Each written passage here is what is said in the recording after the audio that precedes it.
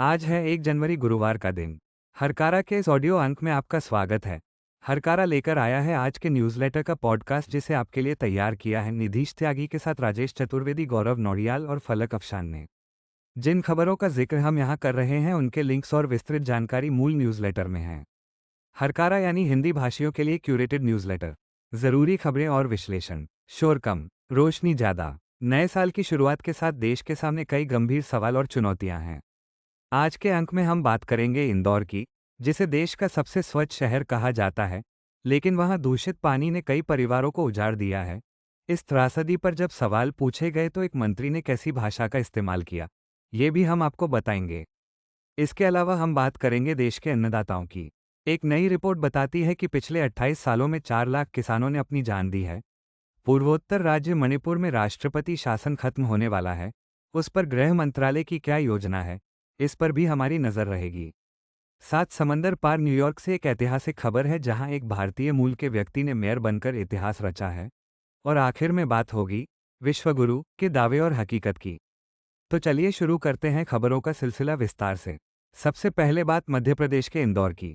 Indian express और the telegraph की reports के मुताबिक देश के सबसे स्वच्छ शहर के भागीरथपुरा इलाके में एक बड़ी त्रासदी सामने आई है। यहां दूषित पानी पीने से एक 6 महीने के बच्चे समेत कम से कम 8 लोगों की मौत हो गई है। स्थानीय लोगों का दावा है कि मरने वालों की संख्या 10 तक हो सकती है। इंडियन एक्सप्रेस की रिपोर्ट बताती है कि सीवेज का पानी पीने की लाइन में मिल जाने से यह हादसा हुआ। 6 महीने का वो बच्चा, जिसके माता पिता ने 10 साल तक औलाद का इंतजार किया था, इस लापरवाही का शिकार हो गया। 31 साल की उमा कोरी और 74 साल की मंजुला वाधे जैसे कई लोग, जो पहले स्वस्थ थे, अचानक उल्टियां और दस्त का शिकार हुए और कुछ ही घंटों में उनकी मौत हो गई। इस गंभीर मुद्दे पर जब एनडीटीवी के रिपोर्टर अनुराग द्वारी ने मध्य प्रदेश के मंत्री कैलाश विजयवर्गीय से सवाल पूछा, तो मंत्री अपना आपा खो बैठे। रिपोर्टर ने पूछा था कि इस लापरवाही के लिए सिर्फ जूनियर अधिकारियों पर ही कार्रवाई क्यों हो रही है, बड़े नेताओं पर क्यों नहीं। इस पर विजयवर्गीय ने रिपोर्टर को अपमानित करते हुए कहा कि क्या घंटा होकर आए हो तुम। मंत्री की इस अभद्र भाषा का वीडियो सोशल मीडिया पर वायरल हो गया। हालांकि बाद में आलोचना होने पर विजयवर्गीय ने माफी मांग ली और कहा कि वे दुख की घड़ी में गलत शब्द बोल गए। तृणमूल कांग्रेस के अभिषेक बैनर्जी ने उस न्यूज चैनल की आलोचना की है जिसने मंत्री के दबाव में अपने ही रिपोर्टर का वीडियो डिलीट कर दिया। अभिषेक बैनर्जी ने इसे क्रोनी कैपिटलिज्म का उदाहरण बताया। अब रुख करते हैं देश के किसानों की ओर। डाउन टू अर्थ ने एनसीआरबी के पिछले 28 सालों के आंकड़ों का एक विस्तृत विश्लेषण प्रकाशित किया है। ये रिपोर्ट बेहद डराने वाली है। रिपोर्ट के मुताबिक 1995 से 2023 के बीच देश में 3,90,000 से ज़्यादा किसानों और खेतीहर मजदूरों ने आत्महत्या की है। इसका मतलब है कि हर साल औसतन 13,600 मौतें हुई हैं।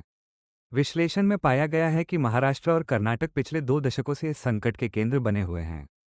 यहाँ आत्महत्या की दर राष्ट्रीय औसत से 2.5 गुना ज़्यादा है। सेंटर फॉर सस्टेनेबल एग्रीकल्चर के मुताबिक बीटी कॉटन का तेजी से प्रसार, खेती की बढ़ती लागत और बार बार फसल खराब होना इसके मुख्य कारण हैं।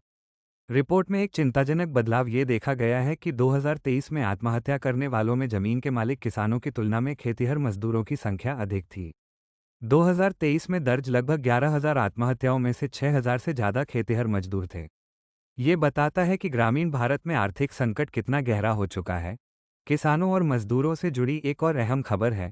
मोदी सरकार ने मनरेगा की जगह एक नया कानून पास किया है, जिसका नाम है विकसित भारत गारंटी फॉर रोजगार एंड आजीविका मिशन ग्रामीण, यानी वीबीजी रैम जी। सरकार इसे सुधार बता रही है, लेकिन ऑल्ट न्यूज़ की फैक्ट चेक रिपोर्ट कुछ और ही इशारा करती है। आलोचकों का कहना है कि यह कानून रोजगार की गारंटी को खत्म कर रहा है। इस नए कानून में सबसे विवादास्पद प्रावधान स्विच ऑफ क्लॉज है। इसके तहत केंद्र सरकार के पास यह शक्ति होगी कि वह तय करे कि यह कानून किस राज्य या जिले में लागू होगा। इसका मतलब है कि रोजगार अब मजदूरों का अधिकार नहीं रहेगा, बल्कि सरकार की मर्जी पर निर्भर होगा। इसके अलावा फंडिंग के ढांचे में भी बदलाव किया गया है। पहले केंद्र सरकार मजदूरी का 100% भुगतान करती थी, लेकिन अब कई राज्यों को 40% हिस्सा देना होगा। आलोचकों का तर्क है कि गरीब राज्य पैसे की कमी के कारण काम देने में आनाकानी करेंगे। साथ ही अनिवार्य बायोमेट्रिक हाजिरी और ऐप आधारित निगरानी जैसी तकनीकी बाधाएं मजदूरों के लिए काम पाना मुश्किल बना देंगी। पूर्वोत्तर राज्य मणिपुर पिछले 2.5 साल से हिंसा और अस्थिरता का सामना कर रहा है। न्यू इंडियन एक्सप्रेस की रिपोर्ट के मुताबिक मणिपुर में लगा राष्ट्रपति शासन 13 फरवरी 2026 को खत्म होने वाला है। इसे देखते हुए केंद्रीय गृह मंत्री अमित शाह ने 2 जनवरी को एक उच्च स्तरीय समीक्षा बैठक बुलाई है। इस बैठक में मणिपुर के राज्यपाल, सुरक्षा सलाहकार और पुलिस महानिदेशक शामिल हो रहे हैं। सूत्रों का कहना है कि केंद्र सरकार राज्य में राजनीतिक प्रक्रिया को फिर से शुरू करने की संभावनाएं तलाश रही है। इसके लिए वहां स्थिर और सुरक्षित वातावरण होना जरूरी है। मणिपुर में मई 2023 से शुरू हुई हिंसा में अब तक 260 से ज्यादा लोग अपनी जान गंवा चुके हैं। फरवरी 2025 में मुख्यमंत्री एन बीरेन सिंह के इस्तीफे के बाद वहां राष्ट्रपति शासन लगाया गया था। ये बैठक राज्य में लोकतांत्रिक सरकार की बहाली की दिशा में एक बड़ा कदम मानी जा रही है। 7 समंदर पार अमेरिका से एक ऐतिहासिक खबर आई है। CNN और मकतूब मीडिया की रिपोर्ट्स के मुताबिक 34 साल के जोहरान ममदानी ने न्यूयॉर्क शहर के 112वें मेयर के रूप में शपथ ली है। वे इस पद पर पहुंचने वाले पहले मुस्लिम और पहले दक्षिण एशियाई व्यक्ति हैं। जोहरान मशहूर फिल्म निर्माता मीरा नायर और कोलंबिया यूनिवर्सिटी के प्रोफेसर महमूद ममदानी के बेटे हैं। शपथ ग्रहण समारोह भी बेहद खास था। ममदानी ने सिटी हॉल के नीचे पुराने सबवे स्टेशन पर शपथ ली और शहर की बसों को मुफ्त करने का वादा किया। उन्होंने शपथ के लिए न्यूयॉर्क पब्लिक लाइब्रेरी से ली गई एक ऐतिहासिक कुरान और अपने दादा के कुरान का इस्तेमाल किया। अपने कार्यकाल के पहले ही दिन उन्होंने भारत में जेल में बंद एक्टिविस्ट उमर खालिद को याद किया। उन्होंने खालिद को एक पत्र लिखा जिसमें कहा गया, हम सब तुम्हारे बारे में सोच रहे हैं। ममदानी एक डेमोक्रेटिक सोशलिस्ट हैं और उन्होंने न्यूयॉर्क में रहने की लागत कम करने के वादे पर चुनाव जीता है। पश्चिम बंगाल से एक गंभीर सामाजिक मुद्दा सामने आया है। आर्टिकल 14 की एक रिपोर्ट में बताया गया है कि अदालतों में महिला वकीलों को यौन उत्पीड़न का सामना करना पड़ रहा है। रिपोर्ट में एक युवा वकील की आपबीती साझा की गई है, जिसे एक सीनियर वकील ने अपने घर के चेंबर में बुलाया था। वहां वो सीनियर वकील तौलिए में लिपटा हुआ मिला और उसने जूनियर वकील से आपत्तिजनक मांग की। हैरानी की बात यह है कि कलकत्ता हाईकोर्ट में इंटरनल कंप्लेंट्स कमेटी यानी ICC होने के बावजूद कई महिला वकीलों को इसके बारे में जानकारी तक नहीं है। ये कमेटी 2010 में बनी थी, लेकिन 2025 में जाकर इसे वेबसाइट पर सार्वजनिक किया गया। जिला अदालतों का हाल तो और भी बुरा है। पुरुष प्रधान बार में अक्सर महिलाओं की शिकायतों को दबा दिया जाता है या उन्हें ही गलत ठहराया जाता है। ये रिपोर्ट कानूनी पेशे में महिलाओं की सुरक्षा को लेकर गंभीर सवाल खड़े करती है। पर्यावरण और वन्यजीवों से जुड़ी एक चिंताजनक खबर है। PTI की रिपोर्ट के मुताबिक भारत में साल 2025 में 166 बाघों की मौत हुई है। यह आंकड़ा पिछले साल के मुकाबले 40 ज़्यादा है। बाघों की सबसे ज़्यादा मौतें टाइगर स्टेट कहे जाने वाले मध्य प्रदेश में हुई हैं, जहां 55 बाघों की जान गई है। इसके बाद महाराष्ट्र, केरल और असम का नंबर आता है। विशेषज्ञों का मानना है कि जंगलों का दायरा सिमटने की वजह से बाघों के बीच अपने इलाके को लेकर लड़ाई बढ़ गई है। मरने वाले 166 बाघों में से 31 शावक थे। राष्ट्रीय बाघ संरक्षण प्राधिकरण के आंकड़ों के मुताबिक कई मौतें शिकारियों द्वारा लगाए गए फंदों या बिजली के कट से भी हुई हैं। हालांकि बाघों की आबादी बढ़ रही है, लेकिन उनके रहने के लिए जगह कम पड़ती जा रही है, जो एक बड़ा संकट है। उत्तर प्रदेश के हरदोई से अपराध जगत की एक खबर है। टाइम्स न्यूज़ नेटवर्क के मुताबिक पुलिस ने एक ऐसे गिरोह का भंडाफोड़ किया है जो फर्जी दस्तावेजों के आधार पर अपराधियों को जमानत दिलाता था।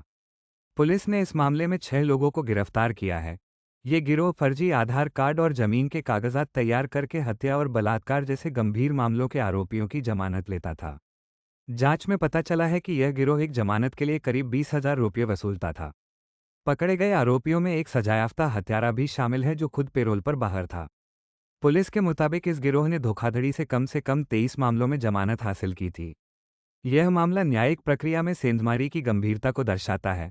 नौकरी की तलाश कर रहे युवाओं के लिए एक सावधान करने वाली खबर है। रेस्ट ऑफ वर्ल्ड की रिपोर्ट बताती है कि प्रोफेशनल नेटवर्किंग साइट लिंक्डइन पर जॉब स्कैम यानी नौकरी के नाम पर धोखाधड़ी बढ़ गई है।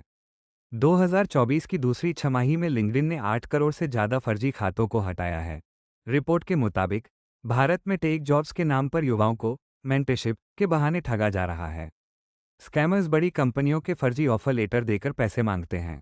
केन्या और नाइजीरिया में भी बेरोजगारी का फायदा उठाकर अलग अलग तरीकों से ठगी की जा रही है। विशेषज्ञों का कहना है कि छंटनी के दौर में लोगों की हताशा का फायदा जालसाज उठा रहे हैं। अंत में बात करते हैं एक विश्लेषण की। द वायर में प्रकाशित आनंद तेलतुंबड़े के लेख में विश्वगुरु के दावे और जमीनी हकीकत की पड़ताल की गई है। RSS प्रमुख मोहन भागवत ने हाल ही में कहा था कि भारत को विश्वगुरु बनना चाहिए, लेकिन तेलतुंबड़े का कहना है कि यह दावा अपनी कमजोरियों को छिपाने का एक तरीका है। आंकड़े बताते हैं कि ग्लोबल हंगर इंडेक्स 2025 में भारत 127 देशों में 102 नंबर पर है।